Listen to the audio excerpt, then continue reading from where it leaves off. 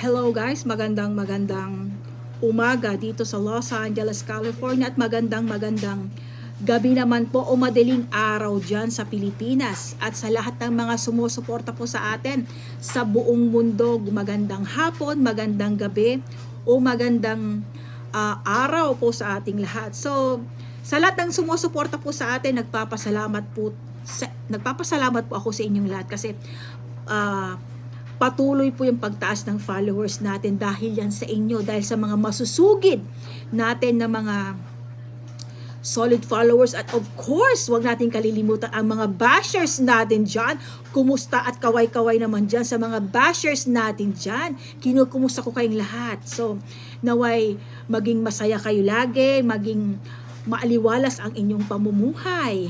So, heto guys, karalating lang namin galing grocery. O nagtataka na naman kayo bakit lagi kami nag-grocery. Kasi syempre naman dito guys, may iba't iba kasi kaming gusto dito sa bahay. Yung mga iba madaling maubos yung pagkain. So, syempre mamimili ka kaagad kasi kakain ka ng lunch, breakfast, may merienda, may gabi pa, may midnight snack. So, talagang mauubos agad.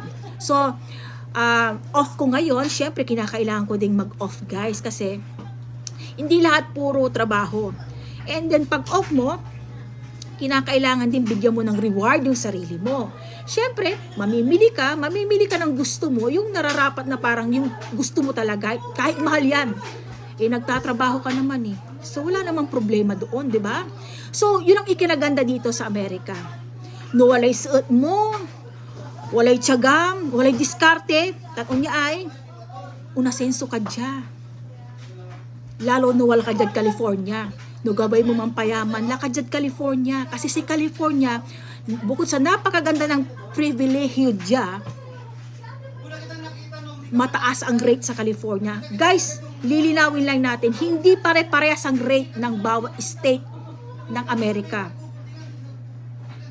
Kadalasan, ang mga tao nagpupunta dito sa California dahil alam nila mataas ang rate. Yayaman ka dito, wadya ka syempre kinakailangan tipon ka. Kasi mataas ang rate. Kumpara sa ibang state, like Texas, dyan sa East Coast, mababa yung mga rate nila kahit na nurse ka dyan. Mababa po. Hindi po pwedeng kinakailangan na ikumpara nila yung rate doon dito sa California. No. Ang cost of living ng Texas mababa. Kaya, kayang-kaya nilang makabili ng mansion doon kasi nga it's about 200,000 may mansion house ka na sa Texas. Kasi nga ang cost of living is mababa kumpara dito sa California. Millions of houses dito, yung presyo ng bahay dito guys. Kumpara diyan sa East Coast mababa. Pag may 200,000 ka, makakabili ka na ng mansion, ilang bedrooms na yon. So kasi nga kung ikukumpara mo ang California, kung gusto mo magpayaman, magtrabaho ka dito, mag-double job ka o kung ano. Tapos pag nag-retire ka na, pupunta ka dyan sa mga East Coast. Kasi ang East Coast, like Texas, Arizona o kung ano man, retirement home yan guys. Yun ang realidad dito sa Amerika. Unili pa Lara, kasi syempre sa Village at California guys, mabli cost of living dyan. Kakaiba dito.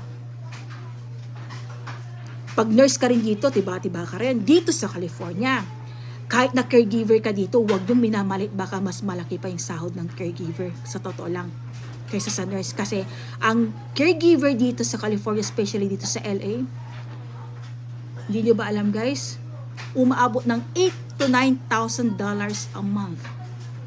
Yun ang totoo. Real talk yan. Marami kami nakakausap na nurse na sa totoo lang, nag-under the table sila kasi kulang yung 3 araw. Maximum is 3 araw na pagtatrabaho sa hospital. At kumukuha pa sila ng other na trabaho nila para at least matustusan nila yung mga pangangailangan nila. Matustusan nila yung pang-araw-araw na kasi kulang yung 3 araw. Marami ngang nagpapahanap sa akin na kung ano man under the table. But anyways, titingnan na natin kasi marami akong kakilala na gusto. Kaya, tandaan nyo guys, wag na wag yung minamalit ang pagiging caregiver ng isang tao kasi sa totoo lang baka mas mataas pang sahod ng caregiver kaysa sa nurse. Yun ang totoo. Wag na wag wag yung kalilimutan yan, guys. Totoo yan. Real talk yan kahit na sino saan kayo magtanong. Dahil ang daming ngaw-ngaw ng mga ibang tao diyan, nakala mo kung sino na singaralata yang gapoy karga at na natatalasan sa pambibilay da Jud America at na natatalasan nanti style Jud America. Bakit pagtanda mo dito, guys, magpe-pension ka, madadala mo kung saan? Eh dyan sa Pilipinas, anong mapapala mo? Wala. Ni pag tax return nga, tax filing ang pinatatanggap na kasi ibubulsa dala sa kwarta. Pagtanda mo dito, walang problema, guys. Kasi pensyonada ka. Kaya ka nagtatrabaho, nagpapakahirap para sa pagtanda mo, sitting pretty ka. Eh yung mga iba dyan, pagtanda mo, meron ba? Wala. Alagarin mo labat, so, eater na anak mo. Pensyonada ka ng trabaho, gobyerno, ang pension mo. So, alagarin mo labat, so, idurudasikan anak mo. Katute katuan na bilay dito Pilipinas. Araw-rawin dalin, alawang say pamumulag. Aga man lalasok, ibabagalabas ko to, realidad laba yagagi ko na panagbilay dyan Amerika. Amya, may makakakarga taga East Coast. Nabibigla sila. Agi, grabe, bili manaya dyan. Kinyo dyan, say, gasolina yun dyan. Kasi no say, gasolina dyan $6, $3 at sikara. Arami arong makakakarakabat ko, nabibisita mi. Agi, agdalabay sa mga restaurant dyan, tagay libili. Ang ganday Jollibee. Akin, kung gastos kay $300, $400, $500, guys, restaurant laba man ha.